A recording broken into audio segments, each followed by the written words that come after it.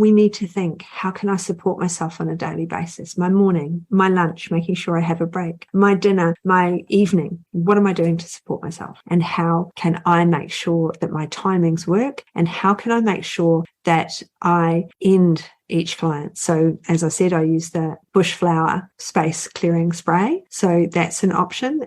Or you could smudge, whatever it is that you do to make sure that you're clearing your space, you're taking that deep breath and you're looking after yourself. So anyway, finding your flow is next week. I'd love to see you. Hello and welcome. Mentoring with Geraldine is a bite-sized practitioner podcast for naturopaths, nutritionists, herbalists, and practitioners. This podcast responds directly to your needs, the needs of the practicing natural therapist. With interviews, herbal discussions, something business and something clinical each week, you'll get the variety you need and enjoy to stay motivated in practice.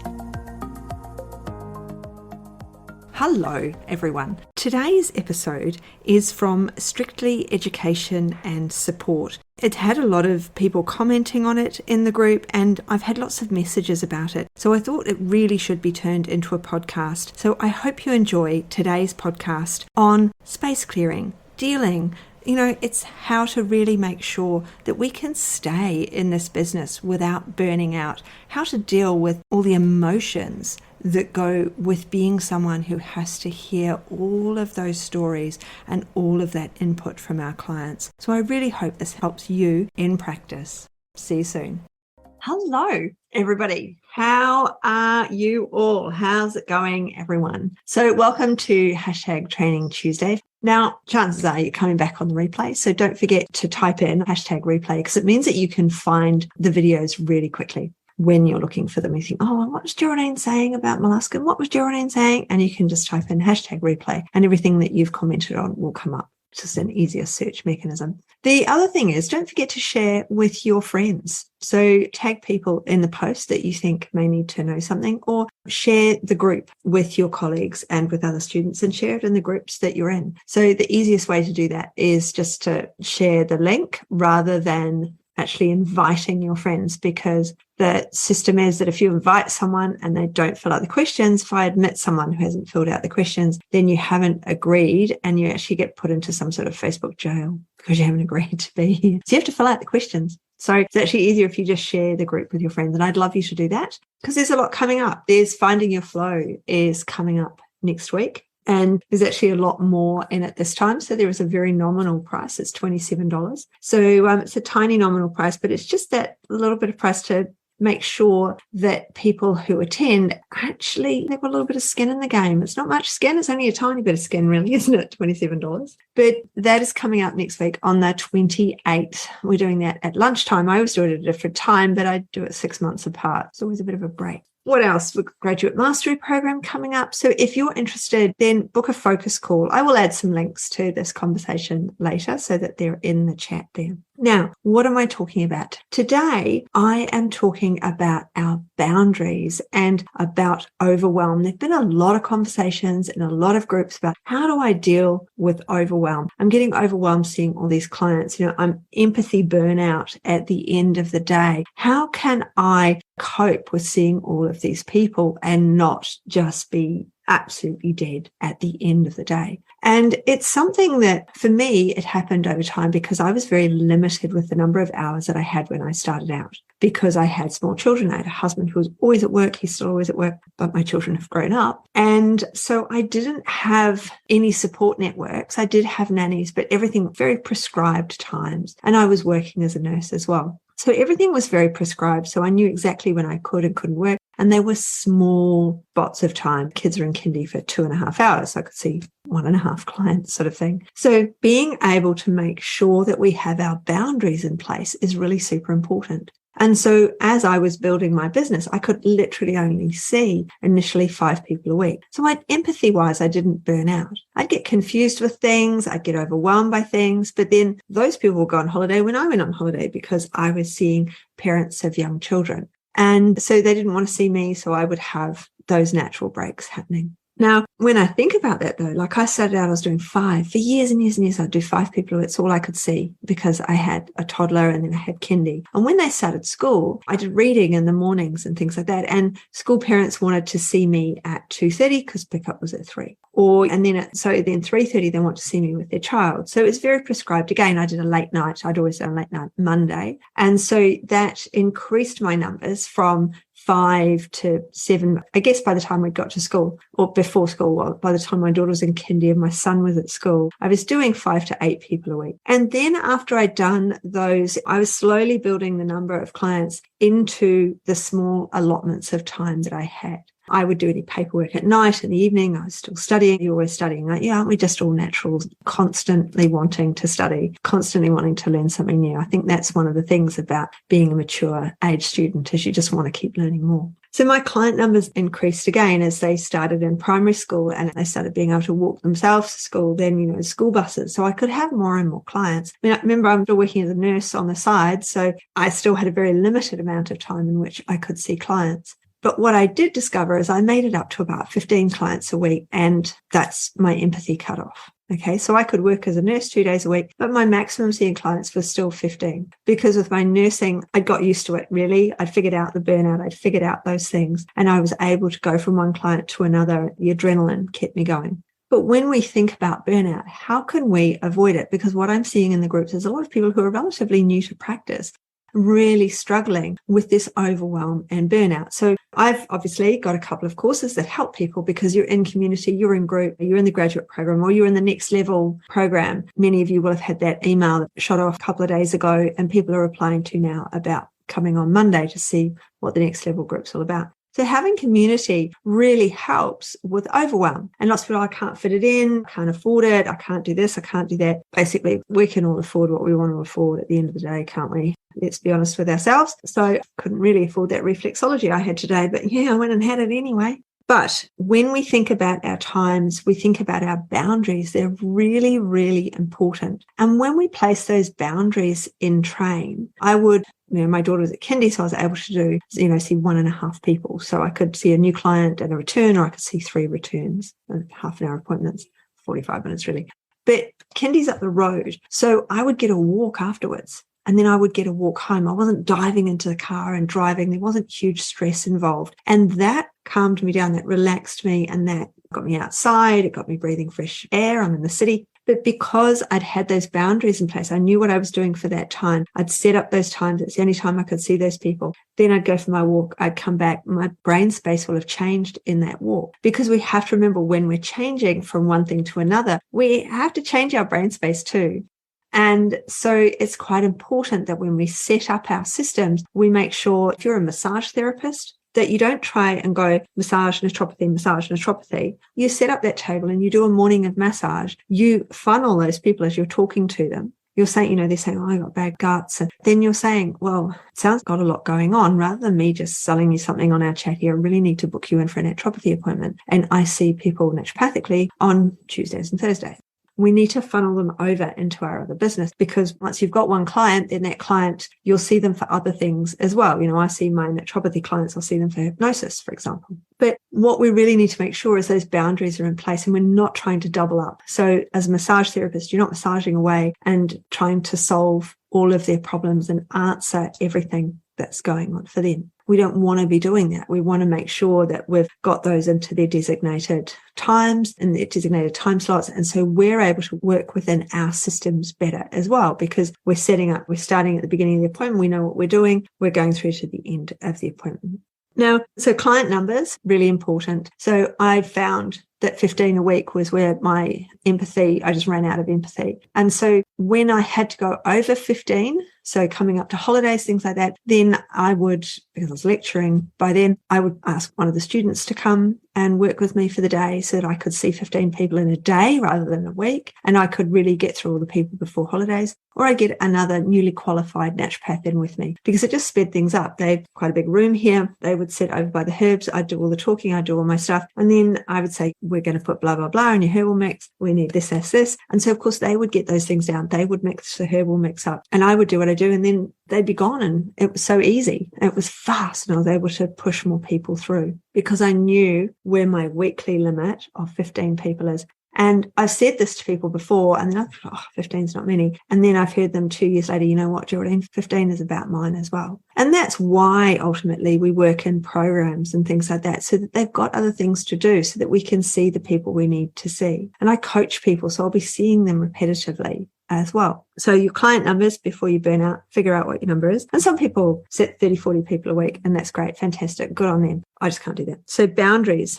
Now, the other thing that between clients, especially difficult clients, or if things haven't gone so well, then I have a cleansing ritual, which I will explain to you in a moment. Now, there's a number of things that you can do. So you can smudge. These smell amazing. You can burn them, remembering that if you smudge, mind your fire alarms. Because once you start burning these, you might just set your fire alarms off, which we've all done. So these are made by Louise Kerwin, Discover the Power, and it's got lavender, sage, and rosemary. And I send these out. This is one of the original ones. She said they're too long.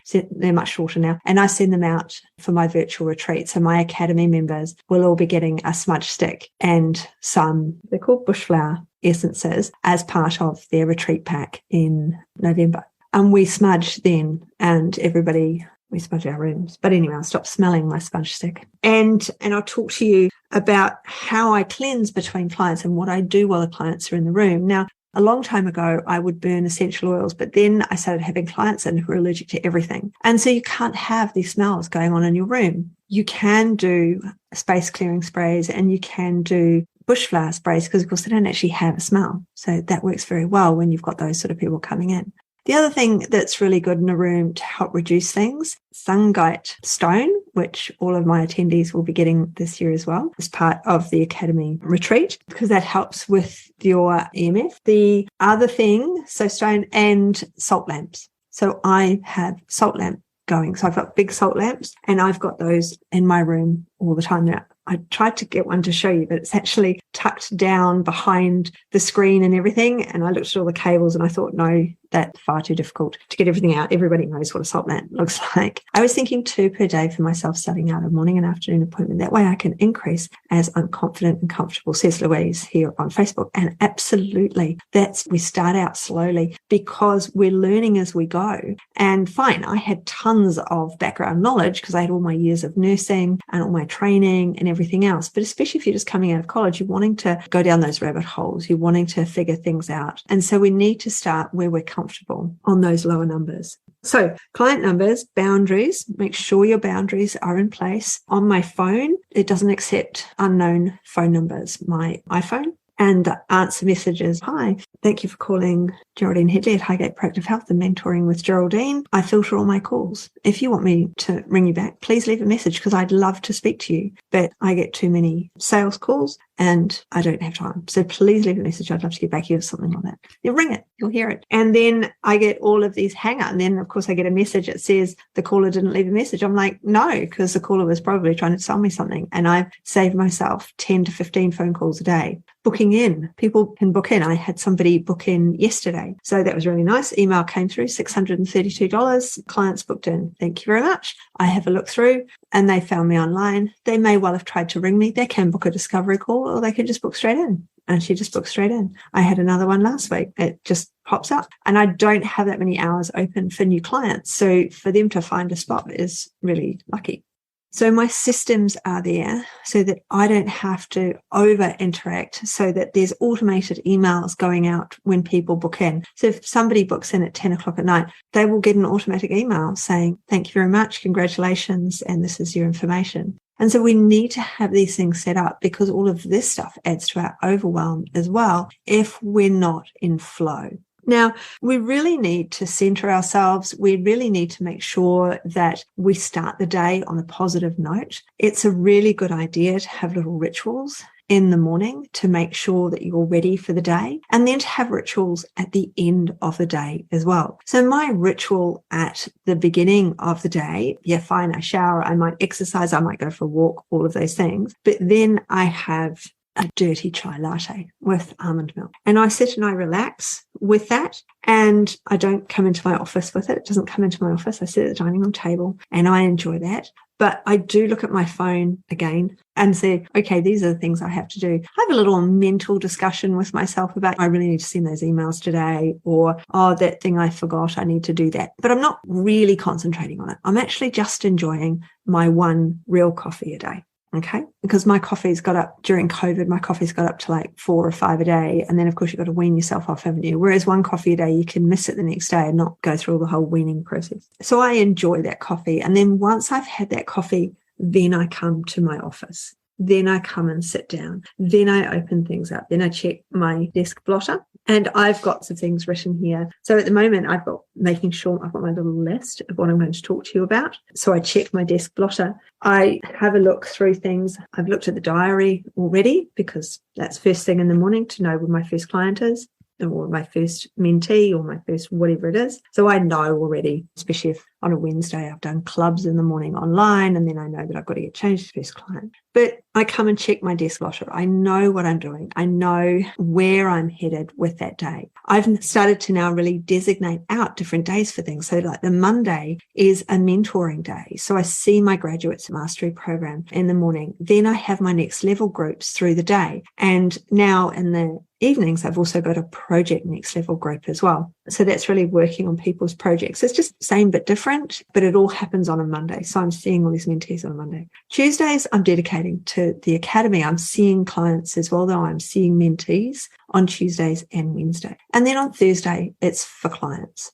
Okay. So I've really designated out in my diary what I'm going to be doing on particular days. And you need to be thinking about that too. So I would nurse on a Tuesday and a Wednesday, for example. I would see clients on a Monday, nursing Tuesday, Wednesday, and then on a Thursday, I would see clients as well. Sometimes on a Thursday, I might do an extra shift, or then when I started lecturing, I dropped a nursing shift and I would lecture one day. So it was only 2 days out working for somebody else. When we're with our clients, we can become easily overwhelmed with what's going on with them because they've got polypharmacy maybe, they've got everything going on. They started off with a bad stomach, they took Nexium, and then everything was just a slippery slope, we all know. They take something for their tummy, and because they're not actually fixing the root cause, they're just taking Gaviscon, Mylanta, whatever it is. And so they're taking these tummy things, and it's just a downward slide for them because they're not digesting their food. And we all know this, don't we? So this person then comes to see you and they've had 10 years of their health and everything is going on. And you start to become overwhelmed in the consult about what's happened, about what their problems are. So I have a little rule with myself. If they have 5 or more medications, I know my medications pretty well. If they have 5 or more medications and I do not prescribe anything on the first appointment, I prescribe diet change. Because if they're not willing to change their diet, and my changes are very simple and very small. I start with one meal and I get them to say which meal it's going to be, how they're going to change. I get them on board. But if they can't do the simplest diet change, then what is handing them supplements going to do? Is it going to help? It's just yet another Band-Aid, isn't it? It's yet another PPI. So we really have to think, what is it that is going to change for them and how can I get them to change? They're on 5 pharmaceuticals. So that means I have to do a load of research into what I can and can't give them, contraindications. So I start with food. If they are really difficult and they've got a load going on, then my consults actually become shorter, which seems a bit inverse, doesn't it? How can you have a short consult? They've got so much going on. It's because I'm becoming overwhelmed and I need to go back to the root cause, which is generally you're helping with their gut, liver, immune. But health starts in the gut, doesn't it? Every nutritionist listening is like, yeah, that's why I'm here. Health starts in the gut, every naturopath. So we have to get that gut working really well. And so we need to bring it back, a shorter consult for them so that we just see them more regularly. And that way we can slowly, because they've got sick over time. So we have to make them better over time rather than overwhelming ourselves. The longer your appointment is, the more overwhelmed you will become. What I wanted to talk to you about was what I do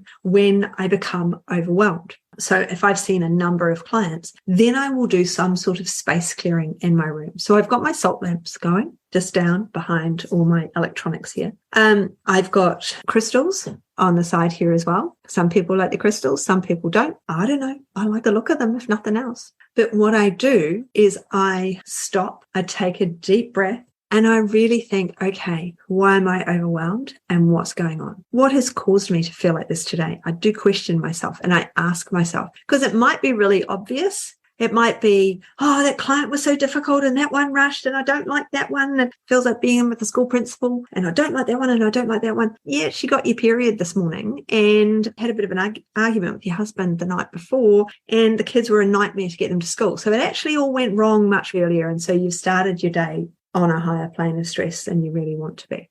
So we do need to go back to the core of why we're stressed and what's going on and what's impeding us. Then what I do is I take that moment, I put my feet on the floor, and yes, on my floor there is a plastic sheet thing for underneath the chair so the chair can actually go back and forth and I don't ruin the wood floor. I'm wearing Ugg boots. Am I meant to admit that? No, I'm wearing high-heeled shoes. I'm in my office garb. No, I'm not. I'm in Ugg boots. So I've got my Ugg boots on.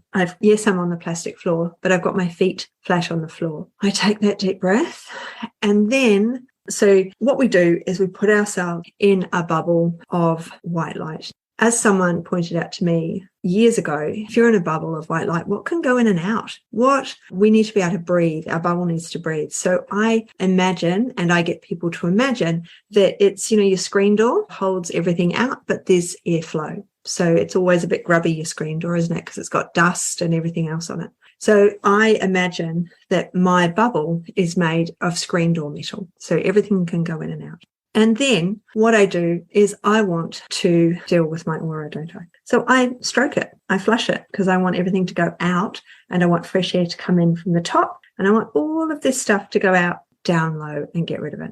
And if I need to, this one, I couldn't actually find my space clearing spray. I've definitely run out. And I've got another space clearing spray that you can't get because I got it in Bali. So I've got the emergency spray from the bush flowers. So I spray that above me and then it just gently falls down and I'm sweeping it over myself. And then I'm going around to the corners. So you're north, south, east, west. And I'm going from north, south, east, west, and I'm making sure that I'm flushing that or I'm flushing away what I don't want. And I'm acknowledging it while I'm doing it. I'm thinking to myself, that person was really difficult. I need to get rid of that stuff. He was carrying a lot of stuff. I need to get rid of it. I need to acknowledge that he's got all that stuff going on, but I need to get rid of it now so that I'm ready for my next client, so that I'm in a fresh headspace. And I'm getting it out. So this barrier that I've got around me, this screen door material. So I'm sure you've all listened to the adverts on the radio. On the radio, all the screen door, nothing will get through it. Tank can't get through your screen door. So because I'm flushing everything out, there's only good stuff able to come in. Louise on the chat has just said one of my lecturers told a little story that she wears a clinician's coat to protect her from the client energy. She takes it off and leaves it behind each day. So that's the way I feel doing it. I'm not going to wear a clinician's coat. I work with children. So when I trained, we wore T-shirts, pink ones, and which kind of goes with the hair, but I didn't have pink hair then, I had brown hair. But anyway, so I use a space clearing spray and I go to the points of the compass and I make sure that I've flushed them away and I've acknowledged that they have those problems, that they are their problems. They are not my problems. I'm here to help them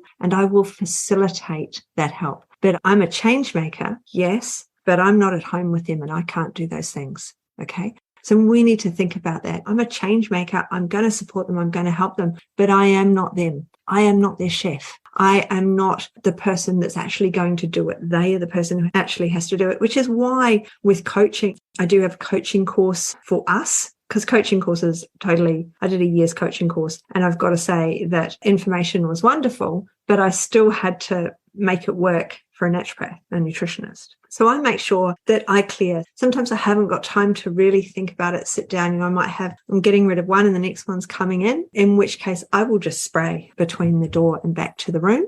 And I will then take that time later on to make sure that I've cleared my space when I'm leaving my room.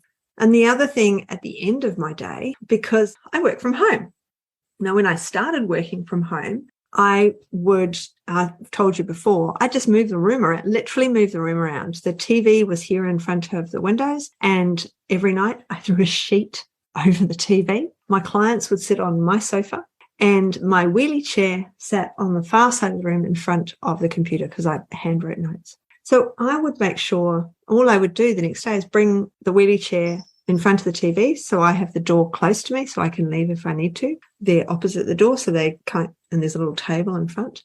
And so when I was conducting that consult, remember Finding Your Flow is coming out next week. And in that, we go through the timings really specifically and how to run that consult. So I was able to see the client, work with the client. I would get them out. The next one comes in. I would spray in between. If they were someone who was totally allergic, then I couldn't use the clearing spray because, of course, it's got a smell in it and they would smell it. So then I would wait, or I would use my selenite stick. So I can use that over your aura as well. So I know these things sound all perhaps a little bit woo. I mean, I'm not a very woo person at all. I'm very science-based. But sometimes it's the action of doing things, no matter what it is. It's the action of doing things that means that we've changed, that things have cleared. And so at the end of the day, I've got rid of the clients. I would uncover the TV. I would move my chair. I would close my files and put them all away. I would make sure that the room was cleaned up. Now I've got this room to myself. I'm not seeing people in my room. I'm seeing them online since 2020. So no one's come. Well, actually, I've had 2 people come in. 2 doesn't really count for the number that I actually have. So everybody else is online. They much older ones like to come and see me. Now it's a case of I've got lights either side here. So I turn off the lights. I move the one light away because that's where the door is there so I can go past. Well, the laptop's closed, but I have to open it. I have some ritual where I open it to close it. I turn it off. I pop it underneath. I cover my screen. So I've got a scarf. I've got a really long scarf and I will cover the screen over the weekend. I might not cover it. Like I came in this morning and I thought I'd turned off my computer and it turns out I hadn't actually turned off the computer at all. Or it had, sometimes your computer doesn't turn off when you think it has because something's been open. But there is a little ritual at the end of the day where I'm closing things down. I'm finishing things off. I don't shut the door because the cat will often come in here and sleep. I don't want to trap him in the room. But it's all about this ritual of finishing for the day because I want to make sure that I've cleared my space. I want to make sure that I've cleared my mind. I want to make sure that I'm ready and prepped for the next day. So what time is it here? It's 4:30 here now. I'm going to work for another hour and a half, something like that. Dinner's already done. It's in the crock pot. I did that this morning. So that's all ready to go. I've just cleansed, haven't I? Because I've just shown you how I do it with the spray by turning to each corner. And when I think about what is it that I'm going to do tomorrow, I'm going to write it on my blotter. The blotter is actually looking really quite full. So that will be one of my jobs tomorrow is putting out a fresh blotter so that I can start again.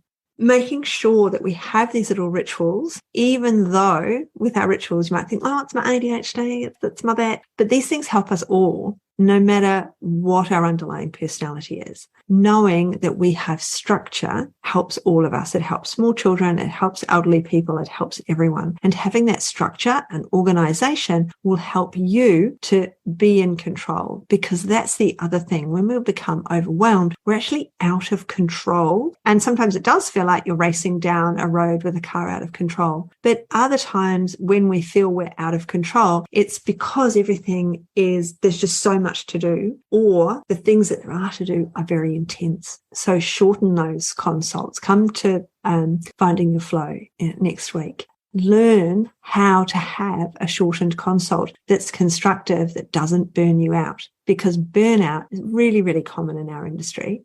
And there's lots of ways of dealing with it. Adding programs. So we have programs in practice in the academy. Adding a program really helps because we want to change our clients, don't we? And as I say all of the time, we change one client. Epigenetically, we are changing a whole group of people. We change that diet. We change that life. One person, no one is an island. So you might be seeing single people. They might be your niche. Single women, 45 to 55 years of age might be your niche. But they're still not an island. Those single women will be going out and meeting other people. Those single women will be saying to somebody, oh, no, my naturopath said I shouldn't be drinking water out of these nasty plastic bottles because of all the estrogens in them. I shouldn't be doing that. My naturopath said whatever it is. And so they're not an island. And everyone shares the knowledge that you share with them. If you're working with families and you change the diet of the cook, then you're changing the diet of everybody in the household because you're changing the way things are cooked. if they're having schnitzel every night of the week and you've managed to get that down to one night a week at the pub and not in their own kitchen, then not only have you improved their atmosphere at home because you've reduced the frying, you've supported their health and well-being and that of their family. Because we don't just change one person. No person is an island. We change all of the people that surround that one person, but we can become overwhelmed and change ourselves in the process with the stress.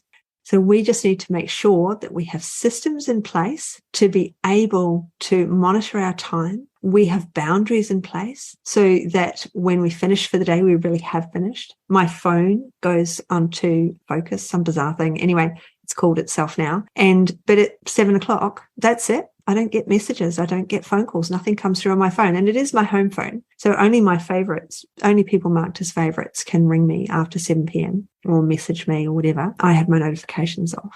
And no one can contact me until after 7 a.m. And it's really important that we have these boundaries in place and that we're choosing who we connect with, what we do, how we do things, and the people that we interact with. And if someone isn't right for you, if a client isn't right for you, I mean, we talk about firing our clients. I've never fired a client. I've just referred them on. Some people just weren't right for me. I just didn't rebook them. It's easy. You just don't rebook them and you're just full. And then you can block them on your calendar so they can't rebook themselves if they're really awful.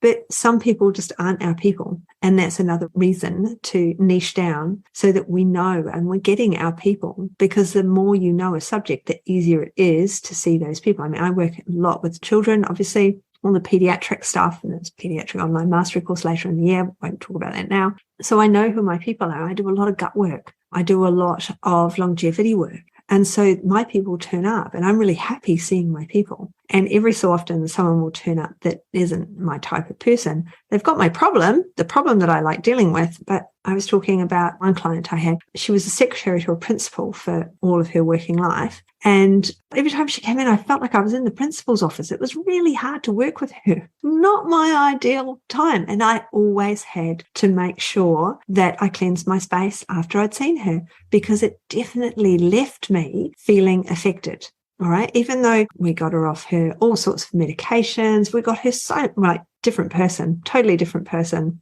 able to eat all the food. Her blood pressure went down, which I'm not very good at, getting people's blood pressure down. Hers went down, all sort of things, all amazing changes with her. But she was never my type of person. It wasn't someone I'd go, yay, let's go for a coffee. And I like to think all my clients and all my mentees are people where I'd go, yeah, let's go for a coffee. I'd love to meet you. She wasn't one of those.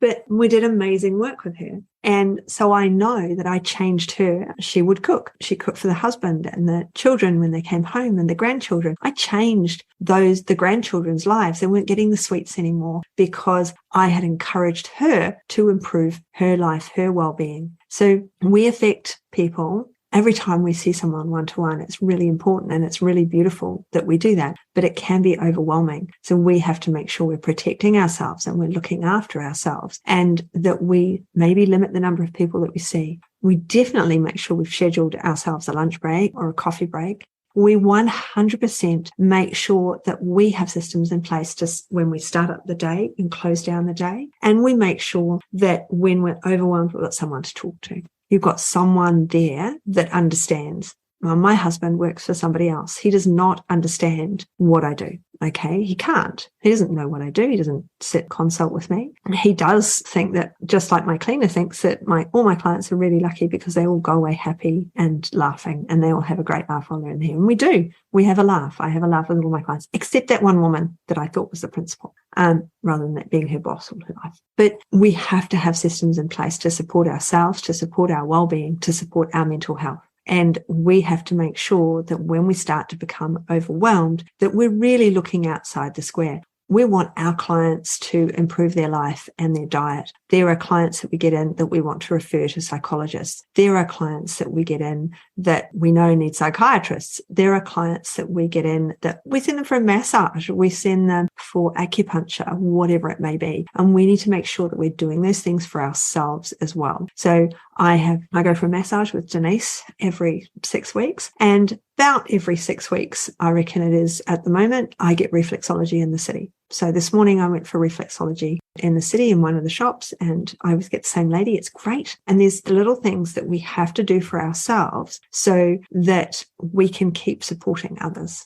So what I'd like you to do at the end of this is not only tell your friends about these conversations and my podcast, and go and check out my podcast. So not only tell your friends about this group, but really look at your week and your system and look at how you're supporting yourself through the things that you do and your behaviors. So think about your morning ritual. Think about your evening ritual, because those two things, like right now we're into the evening. What is your evening ritual? Does your evening ritual involve a lot of social media? Because it probably shouldn't, because that might be adding to your stress. When do you go through, like once a week, once a fortnight, I'll go through all my promotions and spam and social and everything else because I use Gmail. So I go through those about once a fortnight. I'll just ditch 200, 300 things. I won't unsubscribe necessarily, but that's because I might be so often I think, oh, what's that? I might just go and open that clothing store's link or whatever it is that they've sent me, because I know that I have those times designated to go and do those things. I look at it and go, oh, yep, I've got 500 promotional emails. I'll go and delete 500 promotional emails, probably keep 10 and have a look at them. Knowing what we're doing, setting out our boundaries. And so that's what I want you to do, is to look at your day, look at your morning. How are you supporting yourself before you start? If you start out the day with difficult mornings because you've got to get kids to school and there's all that timing, there's all that shouting, there's all the stuff that goes on with getting kids to school, what do you do for yourself straight away after that? Is there a moment? Do you get a moment then when you've got the kids to school, you get home, you might still have a toddler at home. So what is it that you do with the toddler? For me, it was painting. We didn't sit at our dining room table until my daughter was probably 8 or 9 years old. We sat at the counter to eat because the dining room table was just sticking and pasting. Because instead of, like I said this morning, I sat down with my coffee, I checked out what I was going to do for the day, I did all those things. I would sit at the dining room table and I would stick and paste with my daughter and drink that tea or that coffee. I certainly wasn't drinking a dirty chai back then. It was probably a cup of tea.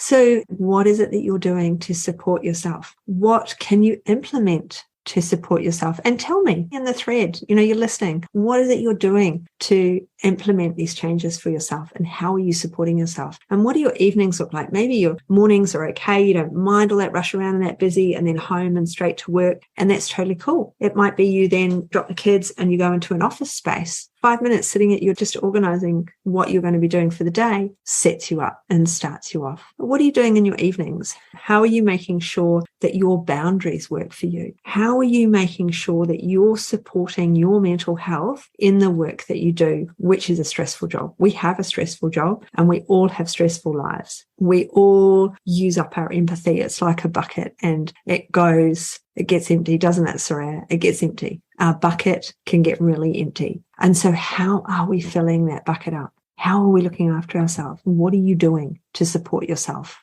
And one thing I keep seeing in the groups, people are saying, oh, I'm so overwhelmed. That you need to do that. Ask for help, okay? You need to ask for help, and it's okay to ask for help. It's okay to reach out to other people, all right? I've had multiple phone calls with people who are at the end of their tether, or they're exhausted, or they're not coping, and it's okay to reach out.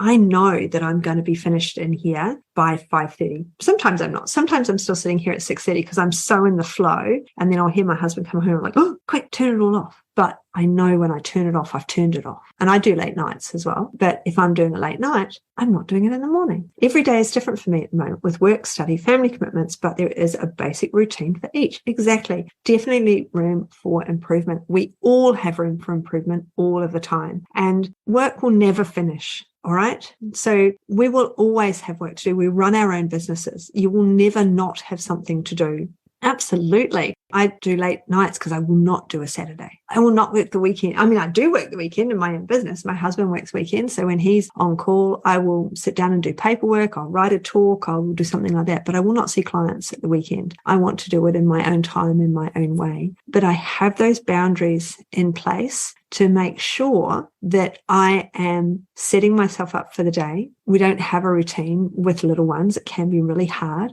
And when we're studying, because of course each semester your classes change, don't they? So things are different, and they're different for all of us. But we need to set ourselves up these support systems, and we really need to think out, how can I do this and not burn myself out before I've even started? How are you going to do that? How are you going to make sure you're not burning yourself out right at the beginning? And one of the things is as soon as you qualify, you can't get your certificates for like 3 weeks. Take a holiday. When you finish, take a holiday.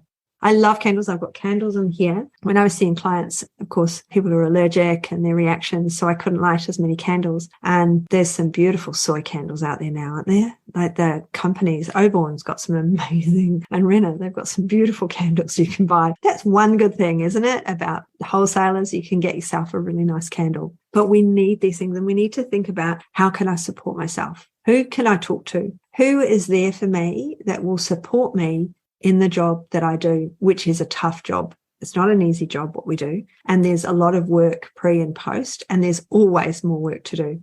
And that was one thing when I had toddlers and I was working and I was studying and I was running a small business. And then my husband one day, I saw in the morning, I boiled him an egg to take to work because I was making breakfast, and I boiled this egg and gave it to him. And the kids wrote on it. I got kids to write on it. So he had smiley faces and love hearts and stuff all over it from the kids. And off he went with it. And then he messaged and he said, I loved the egg when I sat down for my lunch. And I thought, I'm making a fundamental error here. He sat down for his lunch, and here's me running around, not sitting down for my lunch, not taking that time. And now I make sure I take that time. So I will go onto social media in my lunch break. So that's when you'll see me answering questions in Facebook, or I might be on Insta or something. And I sit, if the sun's out, I'll sit on my veranda, or I'll sit out the back in the garden and get some sun. So we need to think, how can I support myself on a daily basis? My morning, my lunch, making sure I have a break, my dinner, my evening. What am I doing to support myself? And how can I make sure that my timings work? And how can I make sure that I end each client? So as I said, I use the bush flower space clearing spray. So that's an option. Or you could smudge, whatever it is that you do to make sure that you're clearing your space, you're taking that deep breath, and you're looking after yourself. So anyway, finding your flow is next week. I'd love to see you. I'm going to go now. I've been on here long enough. So I hope you all have a wonderful evening. Take the time and think about it over the weekend. Really think about, how is it I can look after myself? What is it I can do to support myself in my business, to support my psyche, my being, who I am? Have a good one, everyone. And I look forward to seeing you Training Tuesday. Maybe I'll make it a Thursday again. This has been really good. You've all managed to, lots of people have come live, and I'm sure there'll be lots on the replay. And so maybe we'll do Thursday again next week. See ya. Thanks so much for joining me today. Don't forget to rate, review, and subscribe to the podcast for the weekly episodes. If you'd like even more support and learning, then the Academy is for you. Here you'll find part 2 of the herbal discussions, more clinical learning, and case studies to support your clients in practice. Bye for now.